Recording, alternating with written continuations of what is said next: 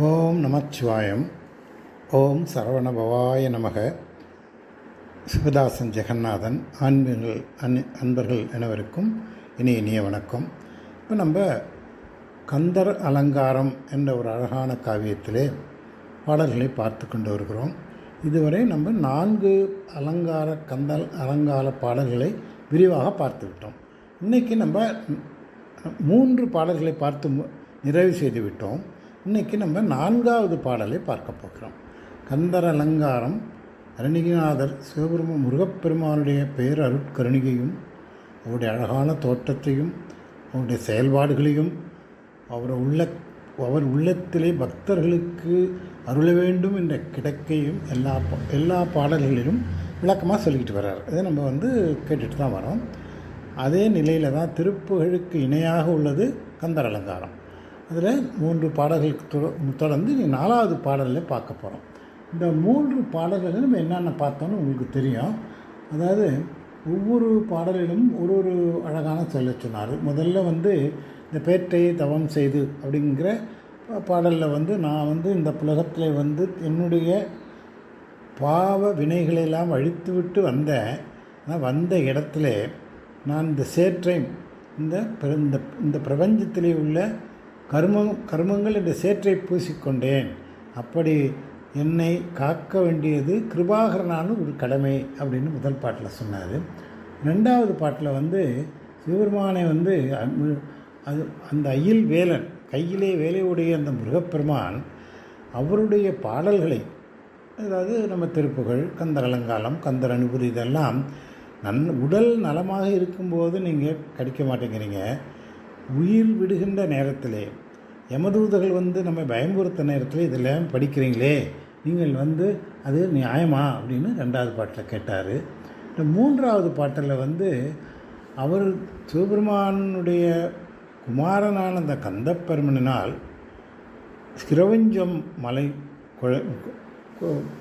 பொடிப்பொடியானது, இந்த சூரபன்மனுடைய படை அது வளைந்தது, அது இல்லாமல் பேரணி கெட்டது, அந்த 3 அசுரரும் அழிந்தார்கள், அதனால் தேவேந்திரலோகம் பிழைத்தது அப்படின்னு சொன்னார். இன்றைக்கு நாம் 4வது பாடலை பார்க்க போகிறோம். இந்த 4வது பாடல் என்ன சொல்லுதுன்னு சொன்னீங்கன்னா, என்ன சொல்கிறது என்று நம்ம பார்த்தோம்னா, இந்த பூலோகத்திலே பிறந்த ஜீவராசிகள் எல்லோரும் நம்ம முருகப்பெருமானை வணங்குகிறோம். இந்த முருகப்பெருமானை வணங்குவதற்கு நிறைய தடைகள் வருதுங்கிறார். எந்த ஒரு செயலையும் செய்யும்போது இடர்பாடுகள் நிறையா வரும் இல்லையா? பல விதங்களில் இடர்பாடுகள் வரலாம். அதே மாதிரி இந்த உடலிலே உடலிலே உள்ள உள்ளத்திலே முருகப்பெருமானை ஏற்றி அவரை வணங்க வேண்டும் என்று நினைக்கும்போது நமக்கு என்னென்னமோ இடர்கள்லாம் வருது. அந்த கடல்களெல்லாம் இந்த சூரபத்மனை அழித்தவராகிய முருகப்பெருமான் நீ எல்லாம் அவனை அழித்து பிரபஞ்சத்தை காத்து தேவர்களை காத்தது போல என்னையும் நீ காக்க வேண்டும் அப்படின்றது இன்டைரக்டாக சொல்கிறார் இந்த பாட்டில். முருகப்பெருமானே, நீ இந்த கொடுமையான அந்த சூரனை அவனை நீ இந்த நீ வென்றதன் காரணமாக தேவர் உலகத்தை காப்பாற்றினாய். அதே போல் இந்த பூலோகத்திலே நான் என்னுடைய பல இடர்பாடுகளுக்கு இடையில் உன்னை வணங்குவதற்கும், உன்னை நினைப்பதற்கும், உன்னுடைய செயல்பாடுகளை எண்ணுவதற்கும், உன்னை போற்றுவதற்கும் நான் வழியில்லாமல் அது செய்கிறதுக்கு நான் விரும்புவது எல்லாத்துக்கும் ஒரு தடை வந்துடுது. அதிலே இருந்தெல்லாம் நீ என்னை காப்பாற்றணும் அப்படிங்கிறது இந்த பாட்டில் சொல்கிறாரு. இப்போ நான் இந்த பாடலை சொல்லுகிறேன். ஓர ஒட்டார் ஒன்றை உண்ண ஒட்டார் மலரிட்டு உனது தாள் சேர ஒட்டார் ஐவர் செய்வது என் யான் சென்று தேவர் உய்ய சோர நிட்டு சூரனை கார் உடல் சோரி கக்க கூற கட்டாரியிட்டு ஓர் இமைப்போதினில் கொன்றவனே அப்படிங்கிறார்.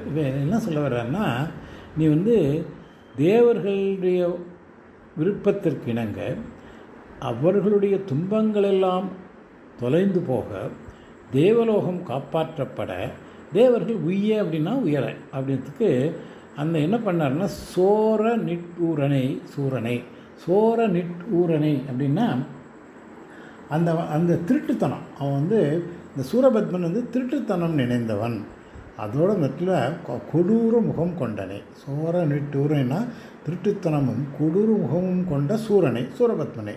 ஏன்னா இந்த சூரபத்மன் வந்து அசுரர்கள் தலைவன். அசுரர்களுக்கு வந்து இந்த மாயைங்கிறது கைவந்த கலை.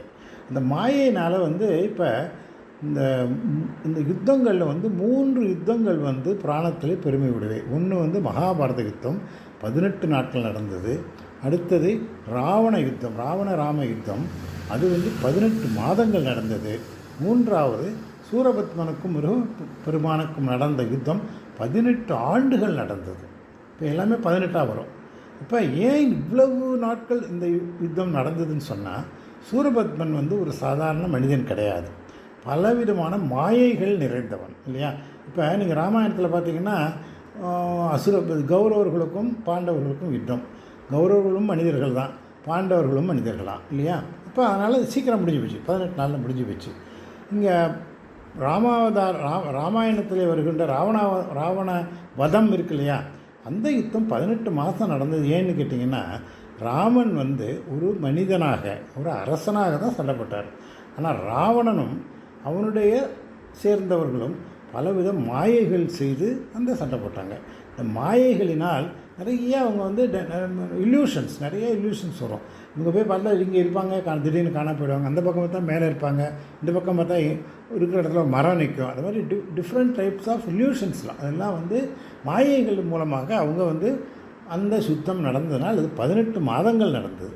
இங்கே பார்த்திங்கன்னா சூரபத்மனுடைய முருகப்பெருமானுக்கும் இடையில் இந்த சூரசம்ஹார வதம் வந்து 18 ஆண்டுகள் ஏன் நடந்ததுன்னா, சூரபத்மன், அந்த தாரகாசுரன், சிங்கமுகன், இந்த 3 பேருமே மாயையினுடைய புத்திரர்கள் இல்லையா. மாயையினுடைய புத்திரர்கள் தான் இந்த 3 பேரும். ஆனால் மாயையே வடிவானவர்கள். இந்த மாயையை முன்னிறுத்தி தான் அவங்க யுத்தம் பண்ணாங்க. மாயையை உடைப்பதற்கு சிவபெருமானுக்கு முருகப்பெருமானுக்கு எவ்வளோ நேரம் ஆகும்? ஒன்றாக கண்ணிமைக்கும் நேரத்தில் செஞ்சிருவார். ஆனால் அதை ஒரு முறையோடு செய்ய வேண்டும் அப்படிங்கிறதுனால அந்த மாயையை உடைத்து முருகப்பெருமானை வந்தவர்களெல்லாம் வந்து தேவர்களாக இருந்தாலும் அவர்களுக்கு மாயையை உபயோகப்படுத்தவில்லை.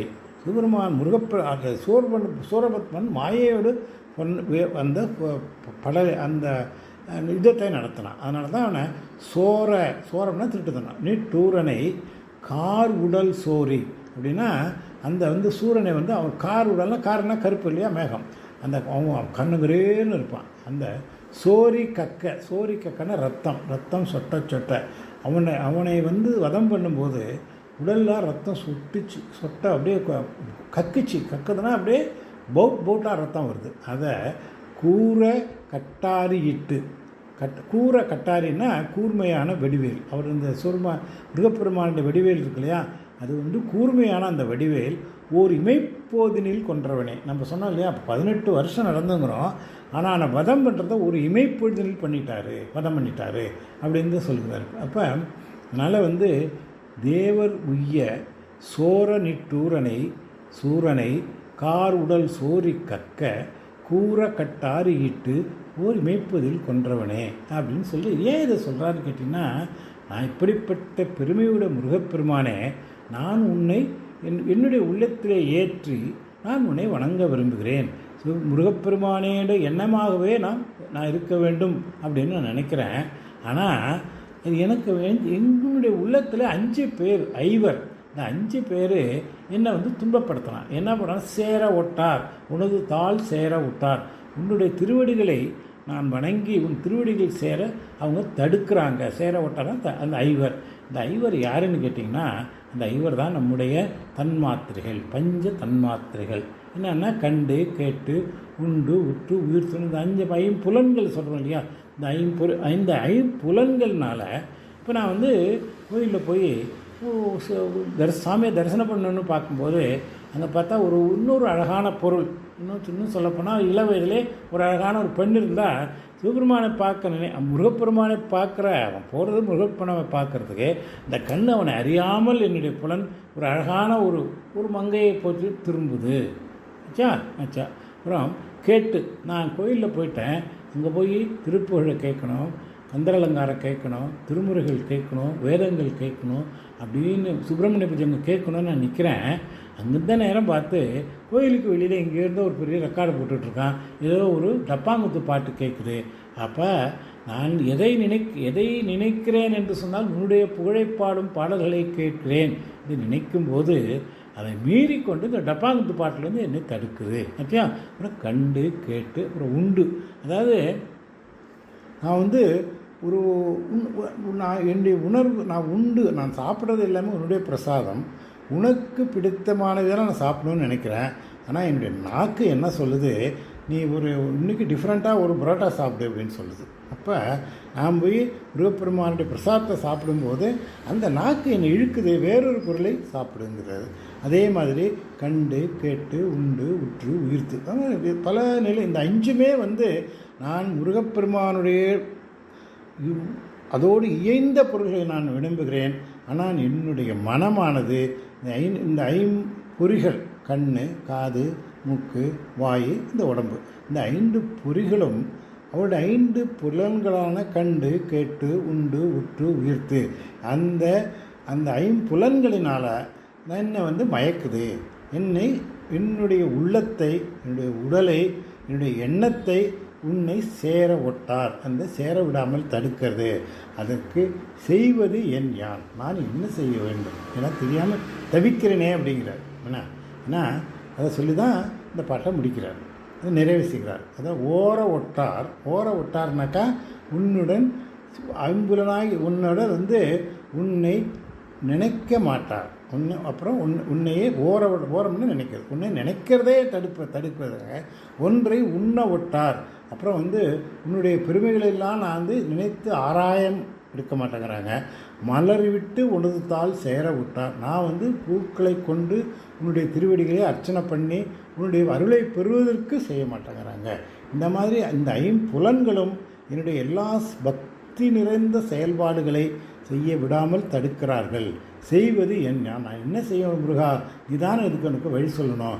ஏன்னு கேட்டால் தேவர்கள் உய்வதற்காக ஒரு திருட்டுத்தனம் நிறைந்த அந்த சூரபத்மனையும் சிங்கமுகனையும் தாரகாசுரனையும் அவர்களெல்லாம் உடலெல்லாம் கருத்த உடலெல்லாம் அவர்களெல்லாம் பிளந்து சோரி கக்க ரத்தம் கக்க உன்னுடைய கூர்வேலால் இட்டு ஒரு இமைப்பொழுதினில் கொன்றவனே, அப்படிப்பட்ட கொன்றவனே, நான் உன்னை நினைக்கிறேன், என்னால் இந்த 5 புலன்கள் என்னை தடுக்கிறதே, நான் என்ன செய்வது அப்படின்னு சொல்லி புலம்புறார். அது ஒரு புலம்பல். ஏன்னா நான் நினைக்கிறது நடக்க மாட்டேங்குது. அதுக்கு காரணம் வெளியால் கிடையாது, என்னுடைய மனம், என்னுடைய எண்ணம், என்னுடைய செயல்பாடுகள், அதுதான் என்னை தடுக்குது. இது இந்த ஆட்டோ இம்யூன் டிசீஸ்ன்னு சொல்கிறோம் இல்லையா, நமக்கு இந்த நம்முடைய உடம்பில் உள்ள சில அணுக்கள் நமக்கு உடம்புக்கு எதிரியாக வருது. அது ஆட்டோ இம்யூன் டிசீஸ்ன்னு சொல்லுவோம்.